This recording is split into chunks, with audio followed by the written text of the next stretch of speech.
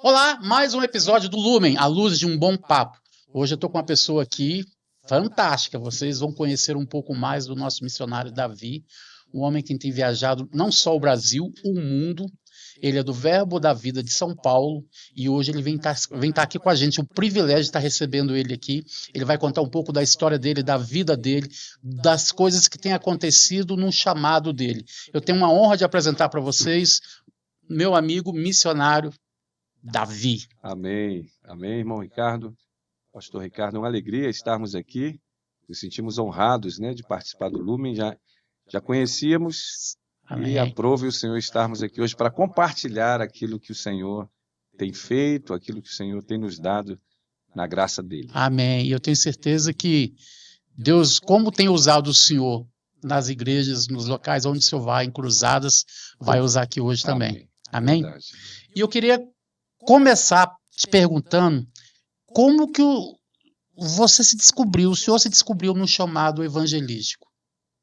Sim, eu venho de uma família cristã, né? Eu sempre conto isso também em outras oportunidades, né? Meu avô já era um pregador, né? Décadas passadas, da Assembleia de Deus. Ele ia de trem pregando lá em Baixada Fluminense, Duque de Caxias, Belfor Roxo, né? Meu pai conta que meu pai ia com ele, meu pai era bem criança, pequeno, né? Ia também com ele. E meu pai também já dorme no Senhor, mas ele foi um pastor batista. Ele completou 43 anos de ministério pastoral, né? Na mesma igreja. O seu avô também era pastor? Meu avô era um presbítero. Da Assembleia de Deus. Então, nós viemos de um berço cristão, né? Viemos de um lar cristão, um lar tipicamente cristão, né? Eles foram pioneiros na evangelização. Então, eu sempre conto isso também, que o Billy Graham esteve no Rio de Janeiro, né? Estado da Guanabara, em 72, eu tinha 2 aninhos. Não, ele teve em 74, desculpa, eu nasci em 72. E meu pai também foi lá à igreja, meu pai foi um dos voluntários daquela cruzada, né? Conselheiro daquela grande cruzada evangelística. Então eu cresci nesse ambiente de igreja, de pastores. Meu pai também pastoreou, foi presidente de ordem de pastores, né? Então sempre nos sábados íamos em cidades, eu ia também com ele desde pequeno. Então a gente cresceu nesse ambiente maravilhoso, né, da paz de Cristo, né, do amor de Cristo, né, da salvação em Cristo Jesus. E eu lembro que meu pai sempre convidava também pregadores, eram cantores na época, usava muito o termo cantor, né? Eram cantores. Quais eram os cantores da época que o senhor conhece, que o senhor lembra daquela época? Os irmãos não vão conhecer, mas havia um cantor no Rio de Janeiro, era mais conhecido, Paulo Moreira. Ele era um conferencista, era esse termo. Cantor e conferencista Paulo Moreira. E ele pregava sobre Jesus. Eu tinha 6, 7 anos. São coisas que marcam a infância. As crianças estão lá no culto, você pensa que elas não estão prestando atenção. E eu lembro de ilustrações, irmão Ricardo, que o Paulo Moreira já dorme no Senhor também. Ele fazia o convite a Cristo, né? Usava-se o termo apelo, né? Fazia o convite a Cristo. Aquilo está no meu coração até hoje. Meu coração até hoje. Então, meu pai convidava essas pessoas, muitas pessoas. Então, isso também nos influenciou muito, né? E eu lembro quando vinha o navio Doulos. Já ouviu falar do navio Doulos? Não. Navio Doulos e tinha o navio Logos. Era o maior navio biblioteca do mundo. O Doulos, né? Doulos. Ele atracou na Praça Mauá, ele sempre ia, era um navio missionário. Era um navio biblioteca e ele chegava nos países e abriam para exposição, visitação da navio biblioteca, mas era para evangelismo. Era uma estratégia de evangelismo, navio missionário. Uma coisa inovadora já naquele tempo, né? Muito. Então tinha o navio Dulos, o navio Logos 2, e sempre que ia no Rio de Janeiro, meu pai ia também, levava meu irmão, minha mãe também a gente ia, ouvia também as pregações de estrangeiros, né? Aquilo eu vibrava com aquilo ali. E, enfim. Então tinha o Paulo Moreira, um cantor que todo mundo conhece, o Osés de Paula. Eu ia citar, esse é da mesma época. O Osés de Paula. Então, assim, algo que... Luiz de Carvalho, minha mãe já dorme no Senhor, em memória, ela gostava muito também. E acordava com a vitrola, não era nem vitrola. radiola. Vitrola já era o top, era um toca-disco. Uhum. Era até colorido, acho que azul, se eu não me engano. Então, a importância, né? Algo tão simples, mas não é algo simples, mas o impacto disso. Então, todo dia, minha mãe acordava com som nas alturas, tocando... vou citar nomes aqui, mas vocês não vão conhecer. José Toches, Osés de Paula, Cícero Gedalva, José Geraldo, Paulo Moreira. Denise era dessa época? Também dessa época. Eu escuto até hoje. Eu conheço esse pessoal tudo dessa antiga também. Irmão, eu escuto até hoje alguns desses LP. Eu tenho agora no celular, no YouTube, né? Uhum. Às vezes eu estou viajando aí longe, aviões, aí em outros continentes, eu coloco para ouvir. E, enfim... Mas acordava ouvindo isso. Isso não tem preço. Não tem preço mesmo, não. Não tem preço. Marca a infância da gente. Marca. E o culto doméstico. Na simplicidade da minha mãe e do meu pai. Eles eram pessoas simples. Mas na simplicidade, o culto doméstico. E tinha aquela caixinha de promessa, né? Que o pessoal até... Alguns têm objeções e criticam. Mas, as caixinhas de promessa, aquilo era lindo. Eu tirava ali os versículos. Minha mãe mandava eu tirava o versículo. Eu decorei muita coisa da Bíblia através daquelas caixinhas de promessa, né? Então, era dividido por cores, não era? Isso, é coisa linda. Então, o meu pai, ele tinha também uma biblioteca com centenas de livros, né? E a minha infância, assim, adolescência, era ler os livros. Eu li mais de 300, 400, eu li praticamente tudo que tinha ali. Eu li os livros, levava para a escola, ia lendo no ônibus, eu ia lendo. Então, isso me ajudou muito, irmão Ricardo. Mas ajuda legado. Foi um legado que meu pai e minha mãe deixou para a gente. Isso não tem preço. E foi chegando a adolescência, né? Eu tocava na banda da igreja, a banda sinfônica. Você tocava o quê? Eu tocava sax soprano. Que legal. Tocava por partitura, né? Me aplicava, pegava minha bicicleta, domingo, 4 horas da tarde, pegava meu case com meu sax, que era o sax da igreja, né? E que coisa boa, irmão Ricardo. É bom demais. Que coisa boa. E depois me apliquei também à música, eu estudei violão clássico, não o programa oficial, né, do conservatório de música, mas eu tocava por partitura, peças clássicas de violão. Você canta também? Não. Mas você tem uma voz boa, você tem um... Eu quero me aplicar, me aplicar nisso. E foi crescendo, e sempre essa busca, esse desejo das coisas concernentes ao Espírito Santo. E eu lembro quando foi chegando a minha adolescência, tenho, né, um primo, hoje ele é pastor, e nós fazíamos vigílias dentro do nosso quarto. Ficava madrugada orando, horas, irmão Ricardo. Pense nisso. Colocava um radiogravador que eu tinha emprestado, me emprestaram ele, colocava ali as fitinhas com fundos musicais, íamos orando, buscando a plenitude do Espírito Santo, buscando o batismo com o Espírito Santo. E era incansavelmente. Às vezes, um outro amigo meu que já dorme no Senhor, fazíamos na laje da minha casa, ia clareando o dia, a gente orando na laje do meu primo, mas não era laje terraço, como a gente vê, com escada, que você sobe todo. Não, eram aquelas escadas de madeira, que você tem que ter cuidado para descer depois. Que era laje mesmo, né? Era laje, né? Íamos orando ali, buscando o batismo com o Espírito Santo, o enchimento, a plenitude, a nomenclatura é o que menos importa, mas buscando ser cheios do Espírito Santo. E a oração dos anos 80 usava-se muito uma expressão, pelo menos lá na minha região, instrumentos vivos. Faça de nós, Senhor, instrumentos vivos nas tuas mãos. Tinha um grupo chamado Banda Rema, que não tem ligação com o Ministério, a escola Instituto Bíblico Rema, né? Uhum. Mas o nome da banda era Banda Rema, no Rio de Janeiro. E tinha uma música chamada Instrumentos Vivos. Faça de nós, Senhor, instrumentos vivos.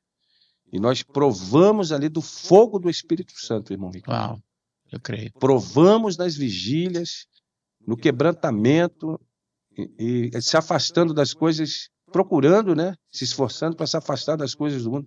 Uma vida de santidade. Eu, meu primo, um outro amigo meu, que hoje é pastor também, buscávamos esse fogo do Espírito. Esse fogo do Espírito Santo. E eu lembro que em 87, mais ou menos 88, eu soube do livro do irmão Kenneth Hagin, né? Uhum. E o livro era O Nome de Jesus. Um amigo meu que era marinheiro, ele contou de um avivamento que ele teve em Buenos Aires. Ele foi em Buenos Aires pela Marinha e ele pôde conhecer. Ele foi lá numa igreja, num avivamento. Ele era jovem e ele me contava aquilo, eu vibrava, irmão. Eu ficava doido. Eu falei, meu Deus, onde é isso? O que é isso? E ele contou de uma experiência do livro do irmão Hagin, O Nome de Jesus, que a igreja, a pregação parece que batia na parede e voltava. O irmão Hagin conta isso. Uhum. E o pastor começou a jejuar e no 17º ou 18º dia o teto da igreja abriu e ele viu um demônio agarrado na pilastra da igreja. Os irmãos conhecem essa experiência. Sim. E eu estou me referindo ao livro O Nome de Jesus, que ele conta essa experiência. Então eu fui comprar esse livro. Peguei o ônibus, fui lá no centro de Duque de Caxias, comprei o livro e ali eu comecei. Depois o livro Compreendendo a Unção, eu esfarelei o livro. Eu já contei isso em outras oportunidades. O livro degradou, esfarelou. Compreendendo, eu tinha esses dois. Comeu o livro mesmo, né? Degradou, o livro acabou. O livro acabou, literalmente. E depois foi o livro Unção da Cura, um outro livro que me ajudou muito, mas é um livro mais recente. Sim. Eu já era casado. E essa busca. Depois chegou na minha mão a fita do Benny Hinn, 94, mais ou menos, da Adonep, quando ele esteve lá no Rio Centro, no Rio de Janeiro. E eu não fui, não tinha nem noção como ir, porque eu morava mais afastado, né? Então, a fita chegou com uma defasagem aí. Ela não chegou na época do evento, ela chegou com uma defasagem, mas foi tão real como se fosse. Talvez quem foi no evento não absorveu tanto como eu que cheguei. É a sede, né?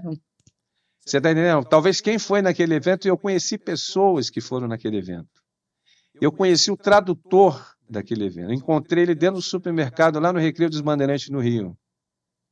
Tradutor da fita, que traduziu o Benny Hinn na Adonep. Eu olhei ele, me apresentei, falei, irmão, você traduziu. Ele me tratou muito bem. Talvez pessoas que tenham ido não iam reconhecer ele. Não, exatamente. E eu falei, irmão, aquela fita me impactou. Ele me tratou muito bem ali dentro de uma janelinha de tempo, né? Mas aquela fita me impactou, irmão Ricardo. Uau. Eu nem dormi, eu fiquei maluco com a fita. Vi curas, pessoas caindo debaixo do poder de Deus. Ele jogava o paletó, né? Lembra? Meu irmão viu isso em loco. Aqui em Brasília. O irmão esteve, né, irmão? Esteve. Quando ele veio aqui, a gente tocou na cruzada que ele esteve, a gente tocou. O irmão falou que tocou na cruzada. É. Eu peguei só o rescaldo pela fita. E aquilo me impactou. Eu comecei a emprestar a fita. Eu trabalhava numa empresa, na área administrativa, comecei a emprestar para amigos. E até eu fui chamado a atenção lá, um irmão em Cristo, me chamou lá, um meio diretor lá, num nível acima, ele me chamou na sala dele, ele falou, rapaz, para com essa fita, não empresta mais essa fita não, que, tipo assim, tá escandalizado, o pessoal não tá entendendo nada. Brincadeira, né, irmão? E até pessoas também da igreja que eu era membro, pessoas chaves, lá, Davi, você acredita realmente nessa fita? Ele tem uma máquina que dá choque nas pessoas. Ele tem uma máquina que dá choque. Mas aquilo me impactou em 94. E depois eu soube que no bairro que eu morava tinha uma reunião de avivamento. Inclusive um amigo meu, e tinha uma missionária, uma irmã, já dorme no Senhor, uma senhora muito querida lá no bairro, de uma credibilidade, sabe, irmão?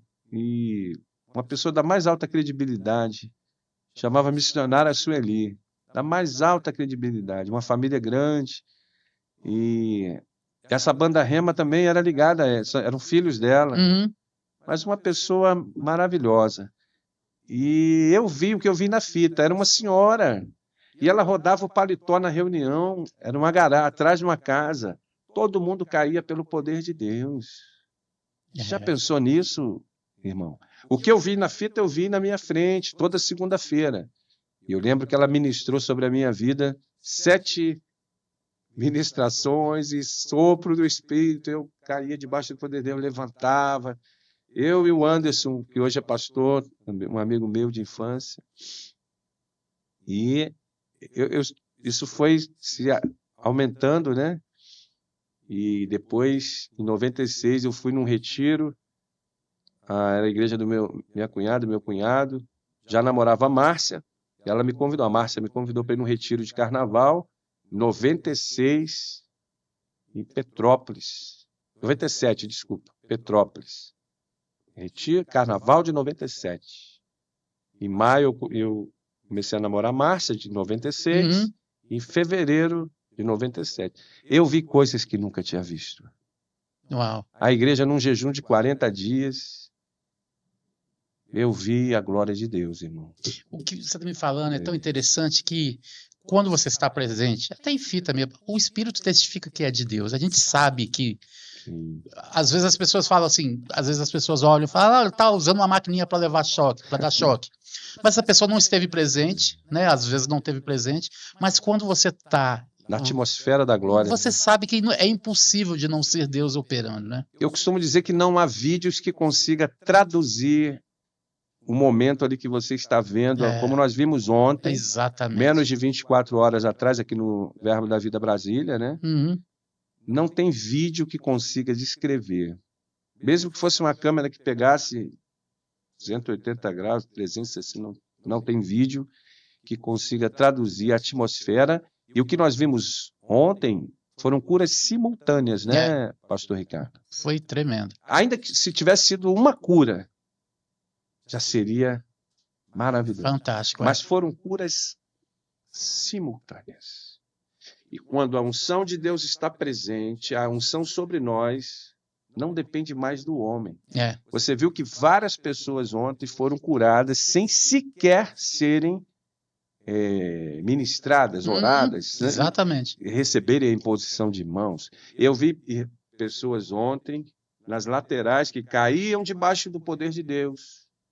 E eram movidas, se eram ombros começavam a mover, você viu isso? Vi, fantástico. Então, o Espírito Santo, ele testifica, né? É isso que eu estou te falando, exatamente, não tem como você questionar uma coisa quando você está presente ali, você sente a atmosfera muda. Exatamente. Né? E dentro de um contexto, né? Porque a palavra de Deus foi ministrada. Sim.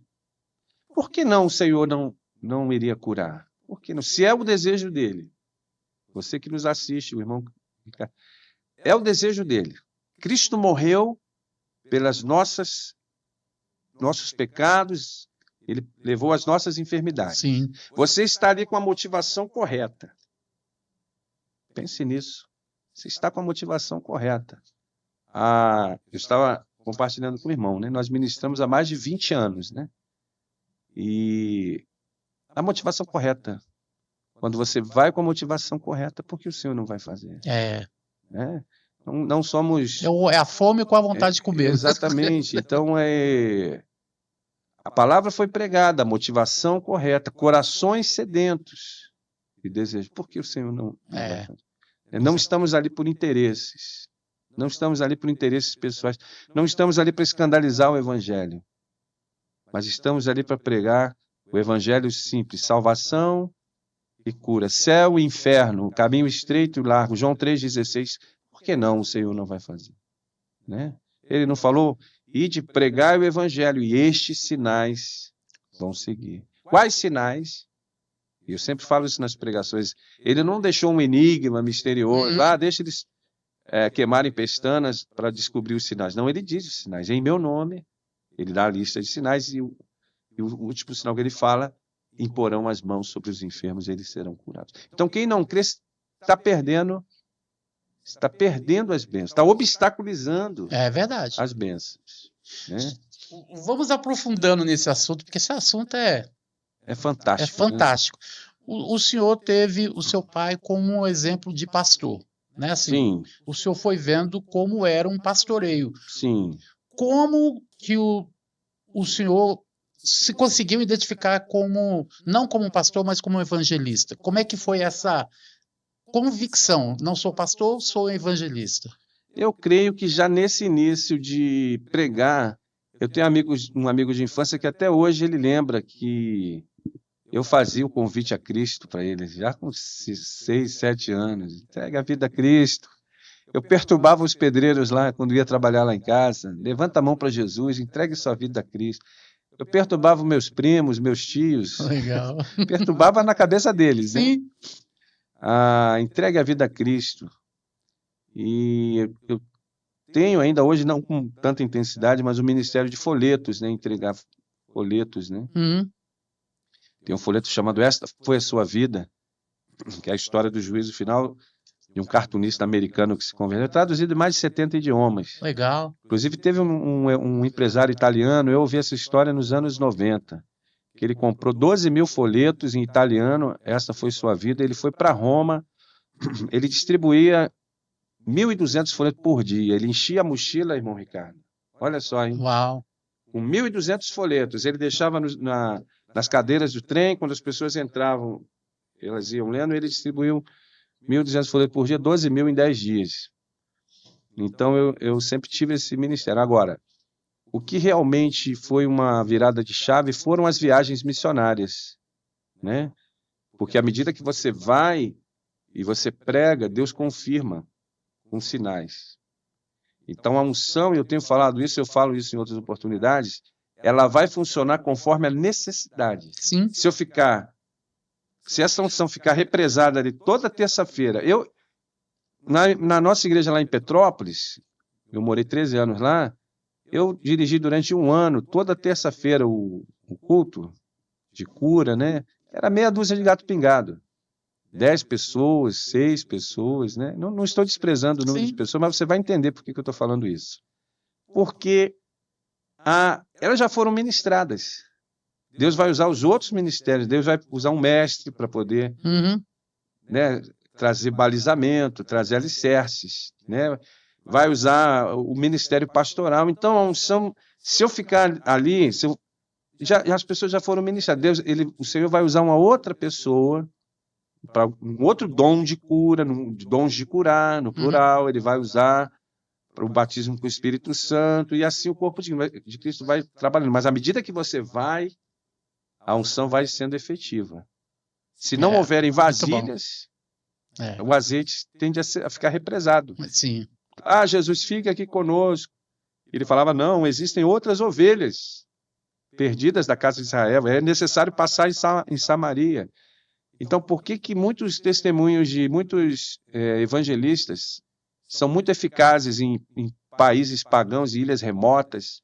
Porque há uma necessidade, há uma urgência da manifestação do poder de Deus. Nós tivemos uma pequena cruzada, né, na cidade de Remígio, na Paraíba, fica ali perto de Campina Grande, Lagoa Seca, e 1% da população foi à cruzada, 160 pessoas. E aquilo que nós vemos no vídeo, aquilo que nós vimos ontem, aconteceu na rua, no paralelepípedo. Uau! Pernas crescendo, pessoas sendo alinhadas, carrinhos de pipoca, populares de bicicleta passando e olhando. Mais de 30 pessoas entregaram a vida a Cristo. Muito bom. Glória Tinha a Deus. 2 tendas, 2 tendinhas, aquela tenda, né? Tipo de telemarketing, de vendas. Sim. Promocionais, né, de vendas. Mais de 30 pessoas entregaram a vida a Cristo naquela noite. A igreja, que eram 2 portas de aço, ela encheu, pastor, numa pescaria. Porque pedimos que aqueles que entregaram a vida a Cristo fossem para que anotassem os nomes. Então a igreja ficou cheia. Mais de 30 almas ali, eles anotando os nomes, e depois mandaram a foto de batismos, muitos batismos, legal, frutos dessa reunião. Então as pessoas foram atraídas pelos sinais. Sim. Né? Então, se eu ficar ali toda terça-feira com um grupo ali, a unção tende a ficar representada. Por isso Jesus falou, ide. Então a unção está mais ligada ao ir e ao serviço.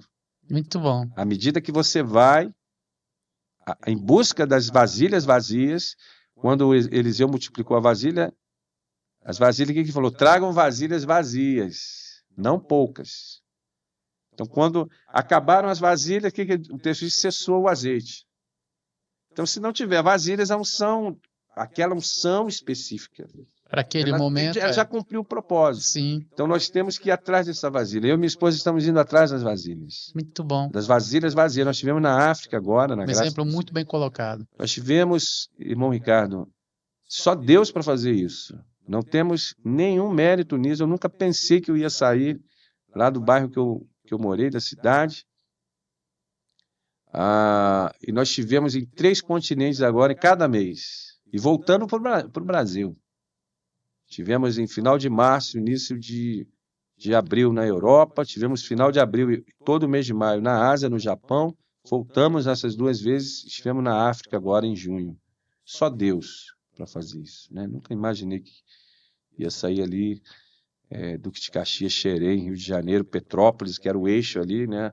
Nossas micro-regiões ali, mas o Senhor tem propósitos e planos maiores. Aí estamos indo atrás das vasilhas. Aonde tiver as vasilhas, nós vamos ir atrás delas. Muito legal isso. Deixa eu te fazer uma pergunta. Assim, eu tenho convicção que eu tenho um dom de cura. O senhor é um evangelista e os milagres acompanham, né? O seu amor maior, eu vou falar o que eu penso. Eu fico indignado quando eu vejo uma pessoa doente. Eu acho que por isso, eu não sei se é por isso que eu tenho o dom, ou o dom é por causa disso, causa isso. Agora, o senhor no evangelismo, nas pessoas, o senhor sente amor por ganhar pessoas ou por ver as pessoas curadas? Anda Você junto. está entendendo a diferença? Sim, assim? Mas anda junto. Né? Anda junto. O trem do evangelho, ele desliza sobre os 2 trilhos, salvação e cura. Sim. Agora, a salvação, nós sabemos que há uma alegria no céu, né? Por um pecador que se arrepende, do que por 99 justos que não necessitam de arrependimento. Né? Nós sabemos que a salvação é o maior benefício né, que alguém poderia receber. De que adiantará o homem ganhar o mundo todo e perder a sua alma? Né? Então, a salvação, ela tem um papel. Agora, a cura, ela também é um pacote SOZO, né? S-O-Z-O, salvo, curado, proteção. Pacote completo. Né? Preservação, não é isso? Então, há uma alegria, há uma compaixão. Jesus era movido de compaixão. O que leva você a sair de madrugada, pegar a mala, quantas vezes? Milhares de vezes, centenas de vezes, milhares, não me importa. O que leva você a sair? Eu falo milhares, irmão, porque ano passado foram 244 reuniões, ano retrasado 220. Esse primeiro semestre nós já tivemos 127 ministrações. Né? Eu não tenho nenhuma contabilidade, não fico nenhuma meta, mas chegou o final do semestre, eu fui contando os lugares que nós tivemos. Mas o que leva você a não ser a compaixão? Você sair de madrugada, não há mérito nisso, mas deixar o carro, quando eu morava no Rio, né, deixava lá no Santos Dumont e pegava um avião para Brasília, descia lá, pegava um outro aviãozinho regional lá para Sinop, no Mato Grosso, nas nuvens, entendeu? Feliz da vida, ministrava numa igreja em Sinop, depois pegava um ônibus lá para Guarantã do Norte, mais acima, pregando nas nuvens, tirando foto de placas, de tudo. Depois você volta, faz o caminho inverso, desce no Santos Dumont, pega o carro, vai embora. Segunda-feira você está trabalhando de novo na tua atividade de vendas, representação comercial, como eu sempre trabalhei, informática. O que leva uma pessoa a fazer isso, a não ser a compaixão e o amor? Né, irmão? Pense nisso. O que leva você a acordar de madrugada para não passar no rush, no horário do rush, e Rio São... Atualmente eu moro em São Paulo, mas no Rio também é complicado. Então, se o voo é 10 horas da manhã, você tem que sair 4 da manhã, ou 5 pelo menos, senão você vai ficar 1h30 no engarrafamento. O que é melhor? Né? Sair cedo, fica ali. O que leva você a sair dali, pegar um voo para São Luís do Maranhão? Daí pode botar aí pelo menos umas 3 horas aí de voo. Né? Rio, São Luís. E você descer, quando você vê lá a placa, é real que eu estou falando. Quando você vê lá a placa, bem-vindo a São Luís, você chorar. E o pastor olhar para você e falar, não, pastor, você chorar e falar, só Deus para me trazer aqui. E você pregar lá em São José do Ribamar, que é um povoadozinho de pescadores, prega lá na igreja, e depois você pega um ônibus da Gontijo, 9 horas, e vai lá para Santa Luzia do Paruá. A igreja tem 3 por 10. Eu falo isso porque quando o pastor me ligou, ele falou, pastor, quero te trazer aqui. E sabe, irmão Ricardo, nós temos que ir onde somos bem-vindos. Com certeza. Falou tudo agora. Jesus falou, o lugar que você não receber, ó, sacode até a poeira. Não deixa nem agarrar a poeira. Então, quando alguém liga e o Espírito Santo testifica, é claro que tudo tem uma direção do Espírito Santo. Mas o irmão, pastor, quero te trazer aqui. Não, irmão, vamos. Não, mas a igreja tem 3 por 10. Não tem problema. Ah, mas eu vou fazer numa escola. Não, pastor, faz na igreja. Bota as cadeiras lá de fora, vamos fincar a bandeira do evangelho aí vamos largar as tendas. E o que leva você, depois de você pregar em São Luís, São José do Ribamar? Pense nisso.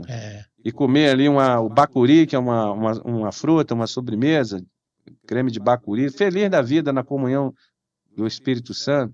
Você pegar um ônibus Gontijo, 9 horas, 300 quilômetros, mas deu 9 horas, que ele vai entrando em várias cidades, Santa Inês, não sei, e você nas nuvens tirando foto das placas, e você ministrar ali. Ministrei o treinamento dos 10 mobilizadores da unção, no meio do mato, numa árvore, um grupo de 6 pessoas, feliz. E depois para você ir embora, vai ficar longe para você voltar para São Luís. Mas já tinha tudo já organizado.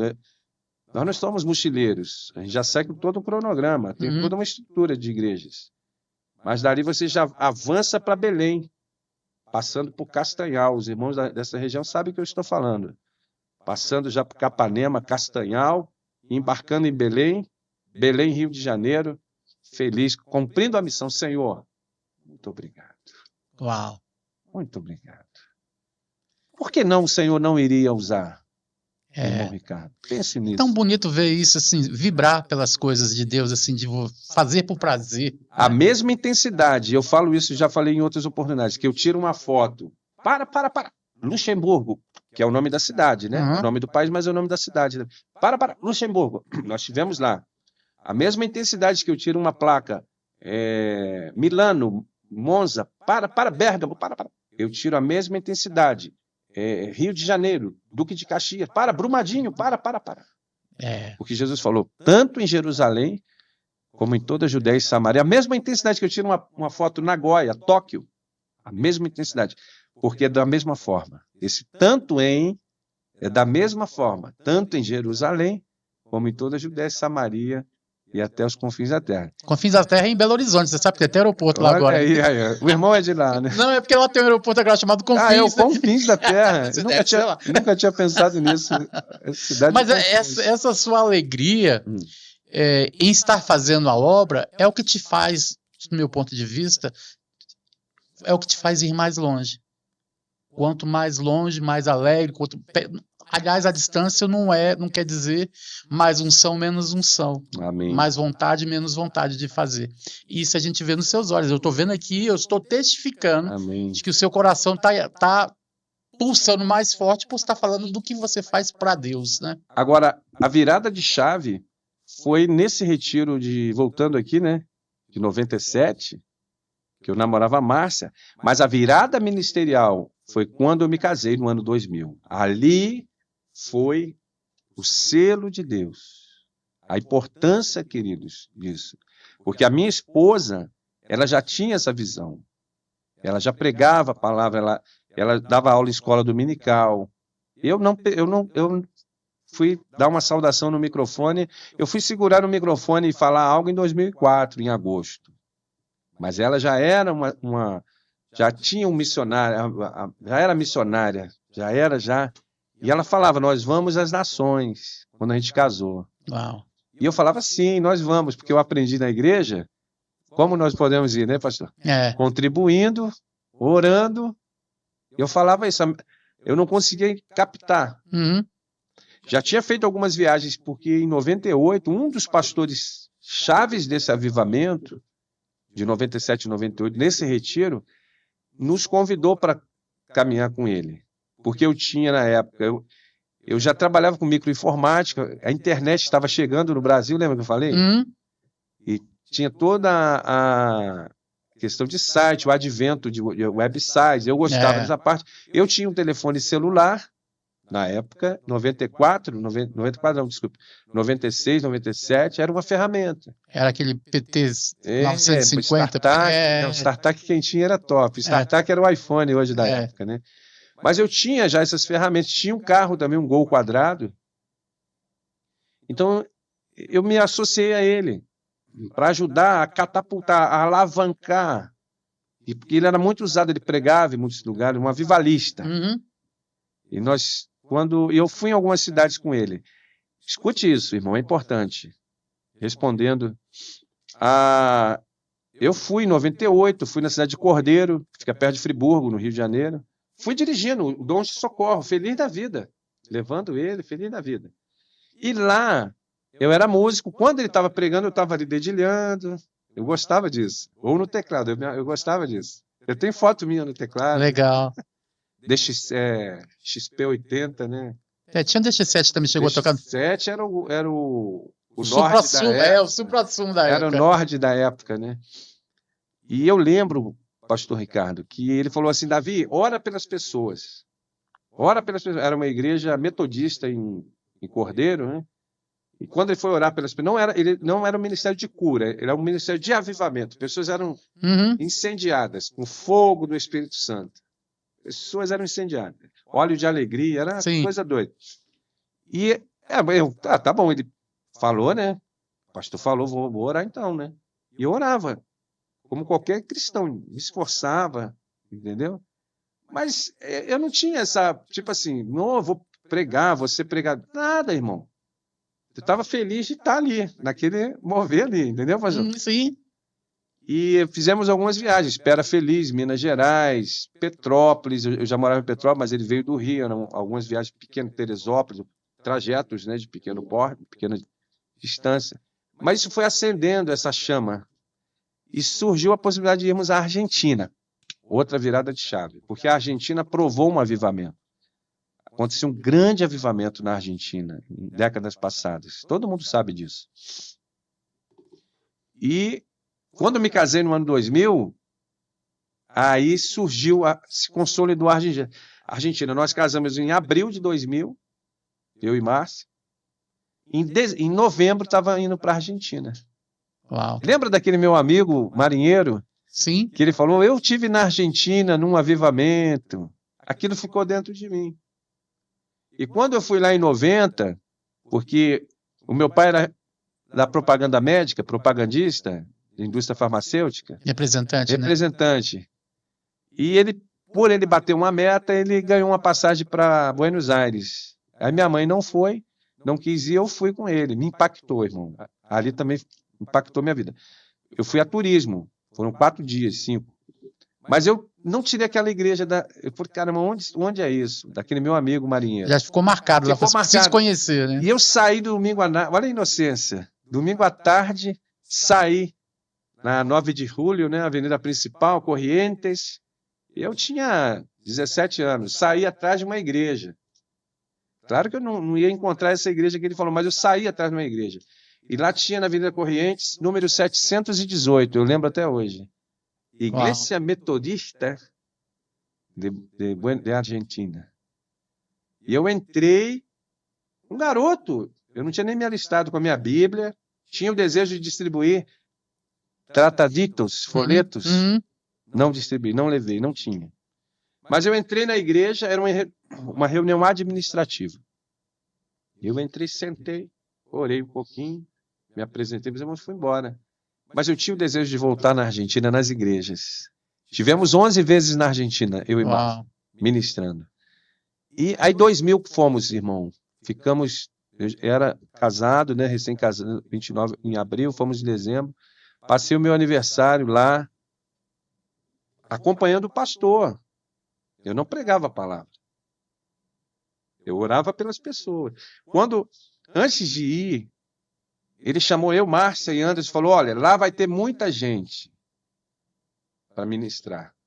Eu não vou conseguir orar por todo mundo, então eu vou orar por vocês, vou transferir a unção, e vocês vão orar e vai acontecer as mesmas coisas. Uau.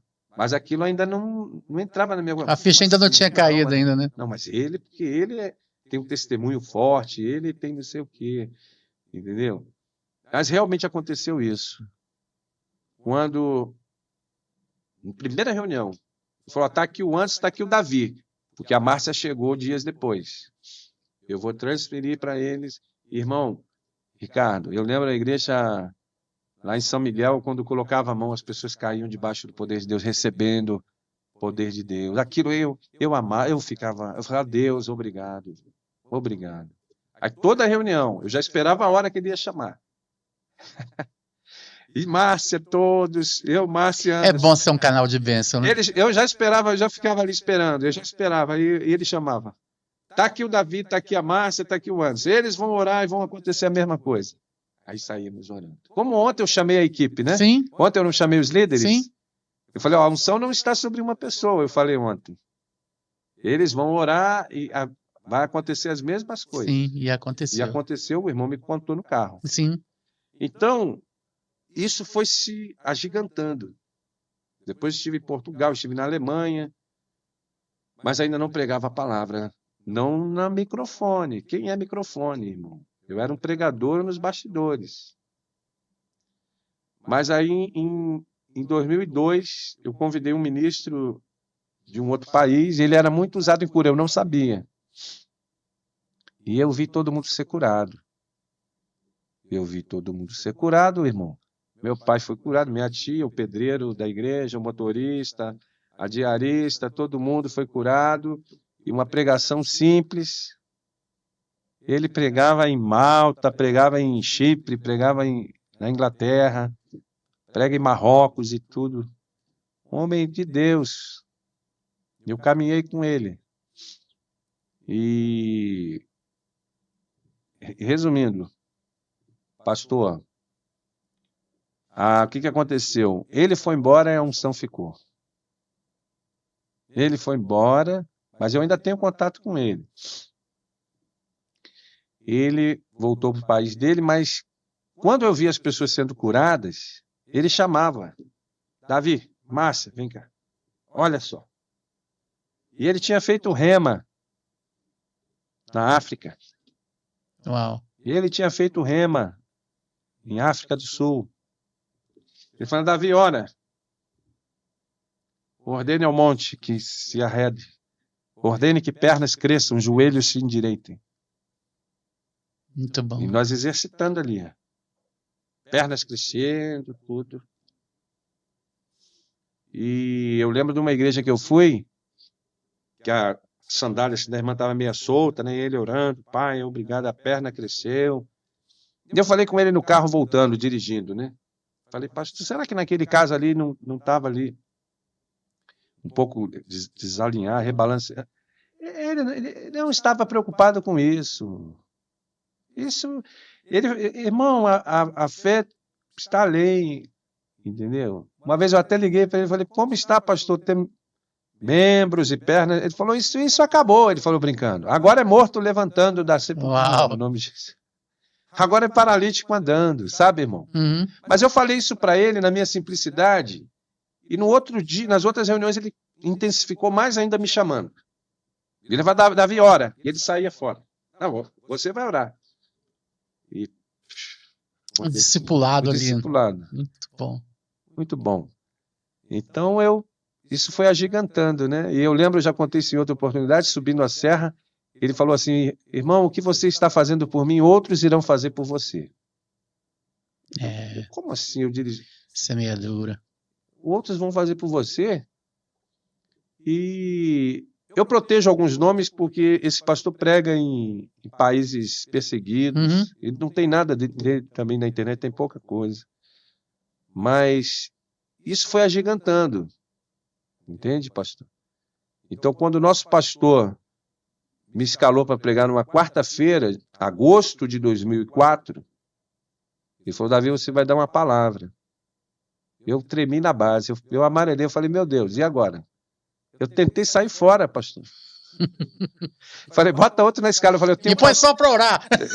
Eu comecei pela ministração, Sim. Eu comecei pelo final. Eu comecei na ministração. Era a minha praia ali. Por isso que é muito intenso hoje essa parte, porque eu comecei na ministração. E eu falei, não, tem um pastor de São Paulo que ele vai vir, e tinha mesmo um pastor ancião, ele já tinha uma idade bem avançada, né? O pastor Cassiano, fez inclusive o nosso casamento, um homem de Deus. Eu falei, não, o pastor vai vir de São Paulo. Não, é você que vai pregar. Uau. E a minha esposa deu uma chave ali de sabedoria, ela falou, amor, pregue aquilo que está forte dentro do teu coração. E era o quê? Era o nome de Jesus, os livros lá do irmão Rega, Benihim, tudo isso. E eu comecei ali, aconteceu as curas, eu toquei no joelho do irmão, ele saiu pulando ali, nunca mais parou, irmão. Nunca mais parou. Hoje são mais de 200 ministrações. Ali foi o start. Foi o start. Hoje são mais de 200. Ainda bem que o pastor insistiu, não é você mesmo, Exatamente. Né? Pastor Palhinhas, Antônio Palhinhas, o nome dele. Ele, não, você que vai. Ele acreditou. E no domingo, isso foi numa quarta, no domingo ele reuniu a igreja e colocou em ata formal, pregador às igrejas. Eu não sabia que tinha esse termo, talvez foi cunhado ali na hora. Ele falou, a partir de hoje o Davi ele é pregador às igrejas. Olha que coisa interessante. Né? E colocou em ata formal da igreja. Entendeu? Com os presentes, os irmãos presentes ali, os obreiros, né? Eu achei muito interessante isso. Ali foi o selo de Deus, nunca mais parou. Aquela quarta-feira que eu não queria falar no microfone, nunca mais parou.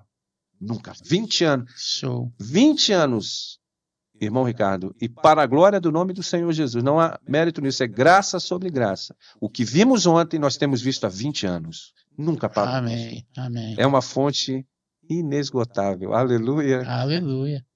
Amém. Irmão Davi, você falou um negócio de todas as interessantes, mas como eu trabalho com casal, quando você falou que casou com a sua esposa e ela tinha a mesma pegada evangelística, o senhor concorda que existe julgo desigual dentro da igreja também? Por exemplo, o senhor poderia ter casado com uma pessoa que não queria, que não quisesse que o senhor operasse nessa área assim, de estar viajando, de estar pregando em várias igrejas. O senhor acha que existe isso hoje quando você vai procurar uma esposa ou um esposo? Você tem que procurar também um ministério que se alinhe, um chamado que se alinhe ao seu? Eu acredito que se a pessoa tem isso forte no coração, isso arde dentro do coração, ele tem que estar antenado, né? O próprio Deus, ele vai providenciar, vai testificar, né, algo na mesma sintonia, né? Sintonia, né? Quando há dúvidas, e eu ouvi algo muito interessante, você saber que um relacionamento é de Deus, assim, para casamento, passa por algumas peneiras. Então, primeiro tem que estar no Senhor. Segundo, não pode ter nenhuma dúvida dentro de você. 98% não. 99% não. 100% sim. Eu lembro quando eu conheci a Márcia, eu cheguei para minha mãe, eu falei, eu nem namorava ela, hein? Eu falei, eu encontrei a pessoa que vai ser, olha a ousadia, que vai ser a minha esposa, que vai... Eu encontrei a pessoa, mãe. Olha só, se a Márcia tivesse que ela ia contar com mais detalhes. Eu encontrei, então não tinha 99,9, não, 100%. E o mais forte, eu ouvi isso do reverendo Samuel Doctorian, não sei se você já ouviu falar. Não.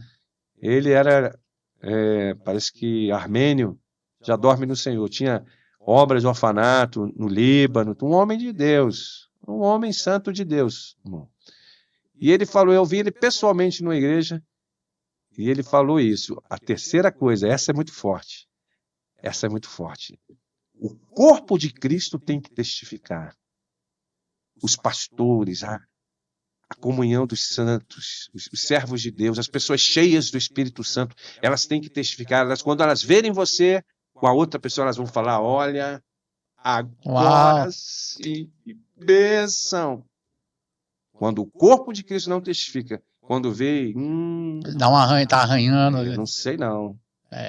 Muito bom. Então, no ministério, é claro, irmãos, que ninguém vai ter algo pronto.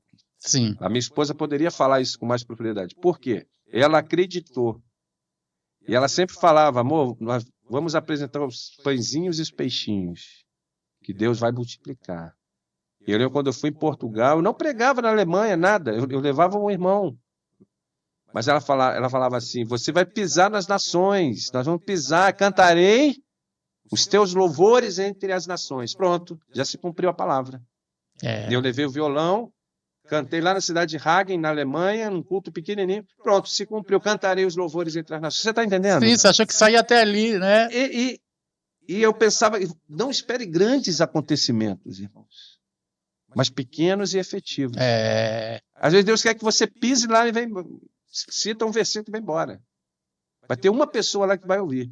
Então não despreze a frase da mesma, os pequenos começos. Então não vai vir algo talvez pronto. Quantas pessoas desprezam? Né? Talvez iriam ver, e quando eu fui em Teresópolis numa igreja, na igreja que minha esposa fazia parte, eles me deram a oportunidade. Na época eu namorava ela. Teresópolis, Rio de Janeiro.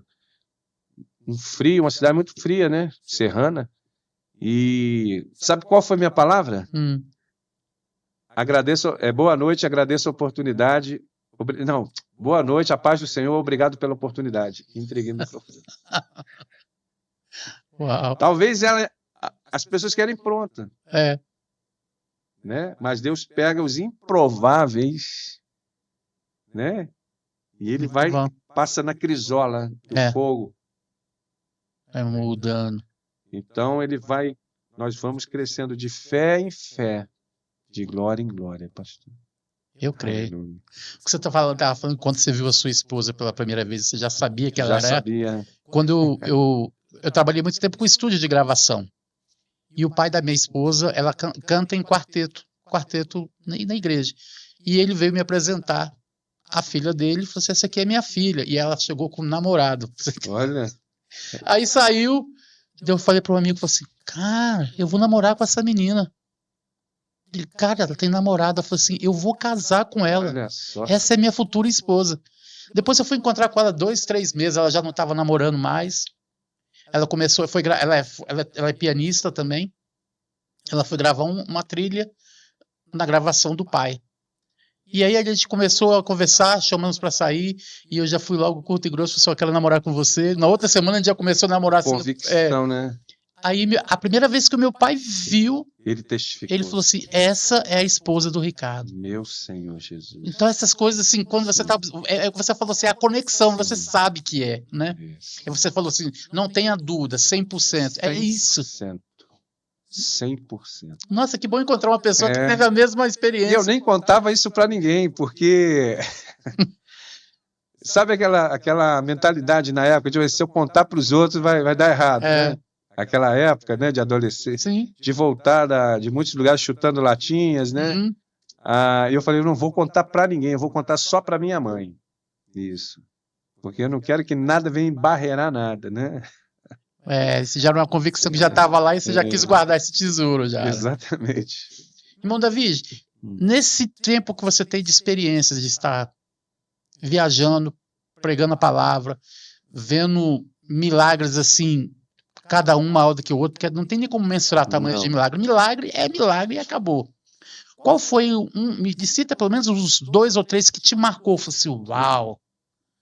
Não mensurando o tamanho, mas aquelas coisas que te marcaram.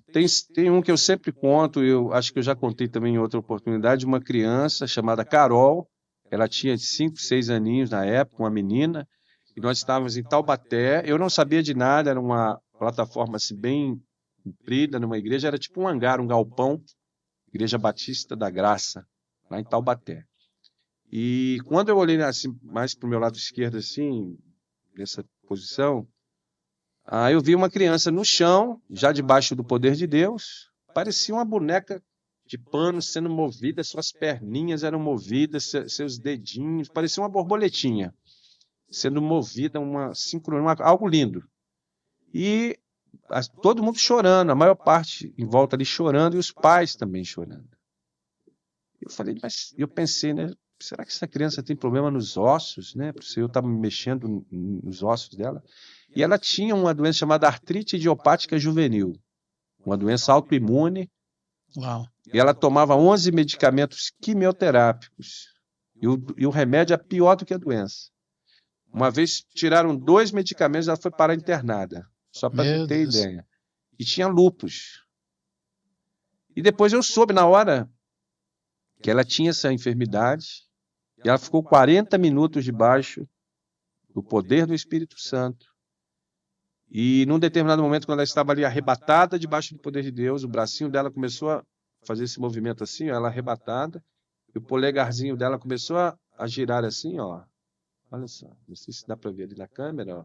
Começou a fazer assim, ó, e ela arrebatada assim. E qual o entendimento disso? A doença foi diagnosticada no polegar. Quando ela fez esse movimento, os pais desabaram em chorar. É como se fosse uma senha para eles. Era como se o Senhor estivesse falando, alô, só eles sabiam, aquilo, né? Que foi diagnosticado aqui, ó, eu estou curando. Meu Deus. Porque a mãe pensou que era uma mordida de inseto, já era o fator ali da artrite, não sei o que, entendeu? E era remédios para uso contínuo. E quando ela levantou, ela estava completamente curada, pastor. Uau. E eles fizeram 4 anos de revisões, continuaram indo fazer revisões. No outro dia, e aqui eu encerro, olha a frase que a mamãe dela falou, ela voltou a ser a filha que eu tinha. Meu Deus. Ela voltou a ser a filha que eu tinha. Hoje ela é uma linda, jovenzinha, adolescente, eles moram no Japão, e os 2 últimas vezes que nós estivemos no Japão, ele o Júnior, né, o pai dela, se tornou nossos amigos, ele se deslocou lá da cidade, ele mora na região lá de Saitama, naquela, se deslocou, foi na igreja que nós estávamos e deliberadamente gravou testemunho publicamente, contou mais detalhes assim que eu falei, só Deus. Nesse dia da cura dela, ela estava com muita dor. E o pai dela, para acalmar ela, falou assim, filha, o que você está vendo lá na frente? Ela falou, eu estou vendo Jesus. E homens de branco, ela falou. Foi quando ela caiu debaixo do poder de Deus. Sem ninguém orar. O pai dela, o Júnior, falou que ela foi para frente do altar da plataforma. Ela e a avó dela. Quando ela e a avó tocaram, elas caíram debaixo do poder de Deus. Eu não vi isso, mas aconteceu isso. Tremendo, né? Tremendo. Só por esse testemunho já valeu todo o esforço, tudo. Né? E manifestações também de milagres criativos. Uma irmã que tinha removido o ovário direito há 11 anos atrás, quando foi gravado o testemunho, atualmente deve ter 13 anos. Ela removeu cirurgicamente. Eu contei ontem, né, na igreja. E o ovário esquerdo era policístico, o ovário direito foi removido. Minha esposa sempre ora pelas mulheres e ela recebeu a administração ali, através da imposição de mãos. Né? Minha esposa tem orado nessa área, né? Perseverado. Nós temos tirado água da rocha, porque estamos perseverando. Sim. Né? Ninguém foi graduado nessa escola. Né? Desculpe. Então, ela sentiu uma semana anestesiada. Quando ela foi fazer o exame, o ovário esquerdo estava limpo, está limpo, e o médico virou o monitor na tela e falou, e o ovário direito, ele está aqui, ele é mais jovem, parece que ele está adormecido, mas ele vai começar a funcionar. E ela pediu o laudo lá, e o Senhor restituiu o ovário onde não havia ovário. O Deus que criou as galáxias, criou o DNA, criou as sementes, para ele restituir um órgão, não podemos limitar, né? E milagres também, nós temos o depoimento de uma irmã que tinha um filamento de titânio, fio cirúrgico no joelho, desapareceu. Depois ela precisou de um raio-x para visitar um familiar no presídio, né? Ela precisava do laudo, que tinha um metal, e quando fez o raio-x, desapareceu, só tinha um orifício. E muitos outros Sinais e Glória a coisas Deus. estrondosas. Milhares de testemunhos, pastor, para a glória de Deus. Não É, tem como. eu vi um pouco disso ontem. Ontem nós vimos, né? Não tem como rastrear. Não tem como rastrear o que nós vimos. Fora a capilaridade disso, né? A ramificação disso, que nós não sabemos. Os exemplos que eu vi ontem, o que o senhor está contando aí, eu tive um exemplo parecido quando eu tinha 14 anos. Eu tive meningite, trombofeblite cerebral. Eu estava desenganado pelos médicos e minha mãe ouviu do médico, pode chamar a família para despedir, porque ele não tem uma semana de vida. E se sobreviver, ele vai ficar vegetando. Meu Senhor. E eu estava no quarto, deitado na cama, e tinha a porta do banheiro, que era tipo uma suíte. Eu lembro que eu vi minha mãe indo, aí eu vi uma luz muito forte em cima que eu transpassava o teto. E eu vi uma luz de trás para frente que eu só via a silhueta. Meu Senhor. Aí eu vi minha mãe gritando, vindo, o Ricardo tá passando mal, o Ricardo tá passando mal. Eu já estava com essa pessoa que eu creio que é Jesus, de mão dada, me vendo lá embaixo. E eu ficava do jeito que a gente viu as pessoas assim. Eu falei assim, o que está acontecendo comigo? Você teve essa experiência? E o médico falava, estamos perdendo ele, estamos perdendo ele. Eu só escutava isso. E um monte de gente em volta na cama, a gente está perdendo ele. Você falou assim, bom, ainda passou pela minha cabeça, se eu morrer agora não dói. Olha que interessante. Porque eu estava me vendo e eu não tinha noção da gravidade da doença, porque eu acho que meus pais não quiseram me falar, eu tinha uns 13, 14 anos. Mesmo se falasse, você não ia ter noção. E meu pai me falava, meu nome é Getúlio, e me perguntava qual é o meu nome. Eu já não sabia mais, eu esquecia na hora. Eu perdi totalmente. A mente já estava, é como se o cérebro estivesse derretendo, sabe? E depois de uma semana que teve isso aí, eu não sei como é que eu voltei, não lembro disso. Como eu voltei pro corpo, eu já estava de alta. Totalmente curado. Quer dizer, entrou num tempo da eternidade, talvez. Exatamente. Então, quando eu vi aquelas coisas ontem, eu não tinha nem me tocado, não tinha essa conexão. Depois eu falei assim, caramba, eu já me vi assim, você está entendendo? E eu achei fantástico. E eu me vi fora sendo curado. Eu assisti a minha cura de fora para dentro. Meu Senhor. Então, achei espetacular essas coisas. Assim. Eu não sei se as pessoas estão tendo esse tipo, quando estão sendo curadas, tem esse tipo de visão, mas eu tive esse privilégio. E Deus é maravilhoso, né? Aleluia. Deus faz do jeito que quer, na hora que quer. Não precisa da opinião do homem. Não tem uma receita. Segue aqui, faz assim. E a gente tem visto os prodígios de Deus, como a gente viu ontem. Sim. Fantástico. E eu fiquei impactado ontem. Sim. Porque o senhor falou, as pessoas, as lideranças da igreja vão estar impondo as mãos e vai estar acontecendo as mesmas coisas. Eu já orei muito por pessoas enfermas, teve pessoas que foram curadas, teve pessoas que não foram curadas. Isso aí para mim também já... Mas o que eu vi ontem, quando eu impus as mãos e vi as mesmas coisas acontecendo. As mesmas manifestações. Do mesmo jeito, eu falei assim, uau. Eu cheguei a chamar o pastor, falei assim, pastores, põe a mão aqui nesse joelho, porque é algo sobrenatural. Você colocou a mão no irmão, ele tinha problema no joelho? Ele falou, tem problema nos meus dois joelhos e problema na coluna. Aí eu comecei a orar para ele foi caindo, eu falei assim, gente, segura ele, deita ele. Aí as pernas começaram a tremer. Eu falei assim, bom, ele falou que tem problema no joelho, eu quero ver como é que tá esse joelho. E na hora que eu coloquei a mão, ele estralava tudo. Coisa que eu nunca vi. Nem se você quiser fazer isso, você consegue fazer o seu joelho estralar. E os dois, aí depois ele levantava a cabeça assim, como se estivesse querendo levantar só parte da coluna, fazendo assim, e voltava. Meu Deus. Eu falei assim, meu Deus, que fantástico. Fantástico, assim, eu falei assim, vocês estão vendo? Eu falei assim, tá vendo isso aqui? É como assim, falou assim, uau, eu fui usado. Coisas maiores. Privilégio, sabe? O Senhor está nos levando, cada um de nós, a níveis maiores, ousadia. Níveis maiores de ousadia e fé. O que eu acho legal disso é que depois que você alcança determinados níveis, você não quer voltar. Não. Né? Porque Deus tem sempre mais. Aliás, a gente que impõe limites. Porque Deus é ilimitado para poder fazer o que Ele quer e quando Ele quer. E usar quem Ele quiser. Só basta a gente querer ser um instrumento, não é isso? É verdade. Irmão Davi, que privilégio te receber aqui. Que Amém. papo para nós também. Privilégio edificante. também. Amém. Você que está assistindo a gente aí, se você não foi empolgado com fé para receber cura, assista de novo. Você vai ver que o poder de cura está chegando na sua casa agora. E eu queria te fazer uma última pergunta antes da gente encerrar.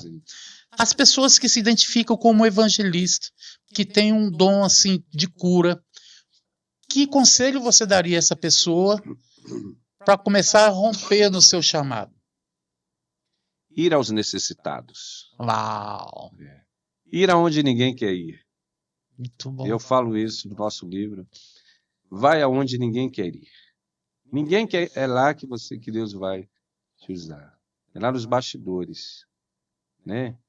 É o teu tio, é a tua tia deprimida, é o teu amigo de trabalho. Porque quando nós começamos, eu ainda faço isso ainda. Inclusive agora, eu estava no aeroporto de Guarulhos a pedir um café e a atendente falou que tinha dores na perna, conversando com a outra, né? Muita dor na perna, não sei o quê. Eu falei, olha, Jesus pode te curar. Posso orar por você? Passou alguns instantes, eu falei, olha, eu sou da igreja tal, né? Nós temos visto muita cura. Isso foi agora, eu falei, recente. Eu falei, posso orar por você? Pode orar. E ali mesmo, irmão. Põe a mão, sem nenhum estardalhaço. Quem cura é Jesus. Creio que bênçãos foram ministradas ali. Então é você se dispor, orar pelos necessitados. É um treinamento, né? No teu trabalho, eu orava em recepções de prédio, orava por garçons, orava por motoristas, orava por desconhecidos. O tempo todo, eu virei um caçador de problema de ossos. Eu podia ver uma pessoa andando torta. Eu lembro que eu ia em aniversários de família, assim, em salões de festa, né? E ficava olhando, procurando, e pessoas, assim, parece que você se conectava, eu falava, conhecidos, né? Poxa, nós temos visto muita cura disso. Você tem algo nessa? Ah, não, eu tenho. Aí entrava em algum anexo, assim, umas 5 pessoas, eu orava e muitos foram curados. Então é o conselho que eu dou. Você tem que provocar as oportunidades. Sim. Provocar. Ser ousado. Ser ousado e provocar a oportunidade. Se você impor as mãos sobre uma pessoa, uma oportunidade. Lá no aeroporto, foi uma oportunidade. Se você impor as mãos sobre 5 pessoas, 5 oportunidades. Impor a mão sobre 100, 100 oportunidades. Se impor as mãos sobre ninguém, 0 oportunidades. Então, nós só vamos crescer na fé, para a glória do nome do Senhor Jesus, para o bem dos homens, à medida que nós irmos aos necessitados. Muito bom. Ide pregai. Não tem atalho, né? Ide pregai. Não existe um atalho quando é uma reta, não é? Exatamente. E outra coisa, e as oportunidades, elas vão aparecendo à medida que você se dispõe. As pessoas, e quando eu falo oportunidade, não é microfone, oportunidade de igreja, mas oportunidade de você ser um instrumento de bênção. Porque Deus dá ferramenta para aquele que trabalha. Ele dá semente para o que semeia, ele dá ferramenta para o que trabalha. Então, à medida que você vai sendo fiel ao Senhor, ele vai aumentando, ele vai municiando com dons de poder, dons de cura, e a coisa vai acontecendo. Nós já pregamos em tribos indígenas, já pregamos em lugares remotos, lugares que eu nunca imaginei que eu iria. No Brasil, inclusive. Então, assim, Deus vai fazendo, né? E vai continuar fazendo. Vai continuar fazendo, em nome de Jesus. Nossa, foi um privilégio te receber aqui. Essa conversa foi muito edificante. Eu estou saindo daqui mais rico. Amém. Eu também, estou feliz. Amém. Queria que você deixasse suas redes sociais, seus contatos, como é que as pessoas fazem para te conhecer, para te ter acesso. Pode entrar, né, Davi Feijoli, né, no Instagram, @Davi Feijoli. A minha esposa é Márcia Feijoli Oficial. E temos nosso site principal, www.curadivina.com.br. Também no YouTube e no Facebook, Davi Feijoli, Márcia Feijoli Oficial. Tem um material, você vai poder acompanhar as viagens, né, as cruzadas, as conferências. até o dia, até que Cristo volte. É o tema lá da igreja que meu pai pastoreou durante muitos anos, né, enquanto ele esteve aqui conosco, pregando sem cessar até que Cristo volte. Amém. Está lá em Atos. Né? Amém. Amém. Gente, você que está assistindo esse podcast, acesse as redes sociais dele, se torna seguidor, compartilhe, deixe seu comentário, mostre para os seus amigos. Deus continua curando. Tem o nosso Lumen Podcast aí, você deve estar no YouTube agora. Se torna seguidor, deixa o seu comentário, compartilha. No Instagram também, @lumen.podcast. E nas minhas redes sociais também, @RickVilas. Tenho certeza que você vai encontrar muita coisa que pode estar te abençoando também. Nosso lema aqui é Lumen, é trazendo luz. É o que a gente quer que entre dentro da sua casa, que faça diferença para que você seja cada vez melhor. E através de você iluminar outras pessoas. É uma crescente em estar anunciando a palavra. E a gente vai encerrando por aqui, Amém. mas eu queria já deixar certo com o senhor que na próxima oportunidade eu quero sentar com a sua esposa, minha esposa aqui, para a gente bater um papo a quatro. Vai ser Vai ser muito bom. Vai ser maravilhoso. Então, nessas câmeras aqui, nessa câmera central, a gente se despede. Deus abençoe vocês. Amém. Vivam na prática da palavra. Amém. Até a Deus próxima. abençoe.